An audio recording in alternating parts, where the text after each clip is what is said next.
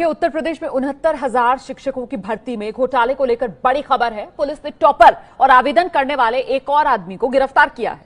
दरअसल जिस टॉपर को गिरफ्तार किया गया उसको 150 में से 146 नंबर मिले थे। पुलिस 50 से ज्यादा ऐसे लोगों की जांच कर रही है जो परीक्षा में सफल हुए। आरोप है कि 8 से 10 लाख रुपए लेकर लोग परीक्षा में पास कराए गए। पेपर लीक कराने के मामले में यूपी के कैबिनेट मंत्री के पूर्व प्रतिनिधि रहे बीजेपी नेता का रोल सामने आ रहा है।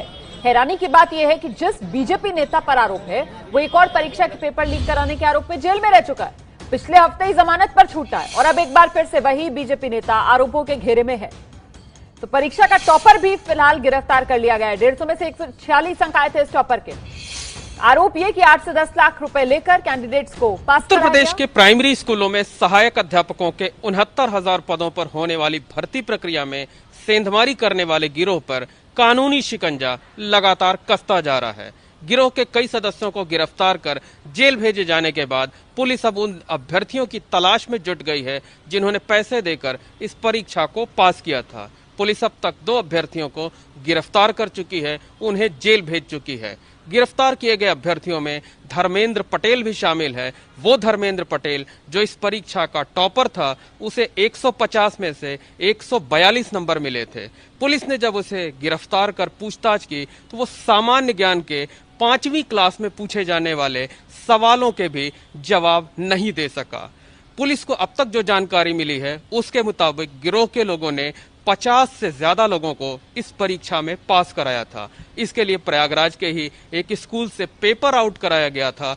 जिस स्कूल से पेपर आउट कराया गया था वो medical officer doctor KL Patel का है। इसमें यूपी के एक कैबिनेट मंत्री के प्रतिनिधि रहे भाजपा नेता की भी बहुत अहम भूमिका रही है। ये भाजपा नेता कुछ दिन पहले ही जेल से रिहा हुआ है। तो साफ तौर पर कहा जा सकता है कि पुलिस को अब तक जो जानकारी मिली है उसके मुताबिक गिरोह का नेटवर्क उत्तर प्रदेश के कई जिलों तक फैला हुआ था। तमाम जगहों पर पेपर लीक कराए गए थे। पेपर लीक कराने के बाद प्रयागराज में पेपर लीक कराने के बाद उसे कई जिलों तक पहुंचाया गया था। और आइए एक बार फिर से रणवीर का रुख कर लेते हैं और जानते हैं रणवीर से कि इसके तार आखिरकार कहां तक पहुंचते हुए नजर आ रहे हैं। रणवीर,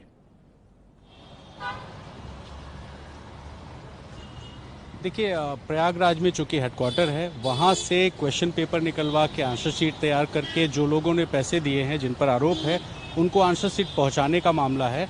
तो न सिर्फ प्रयागराज बल्कि पूरे उत्तर प्रदेश में, और इससे पहले भी जब भी यूपी में शिक्षकों की भर्तियां हुई हैं, कई कंट्रोवर्सीज हुई हैं। तो एक बार फिर से 69,000 शिक्षकों की जो भर्ती का मामला है वो अटक गया है। इसमें आपको बताऊं कि एक तरफ शिक्षा मित्र जो हैं वो शिक्षा मित्र दावा कर रहे हैं कि 69,000 में 37,000 पद उनके लिए आरक्षित किए जाएं, वो मामला कोर्ट में है।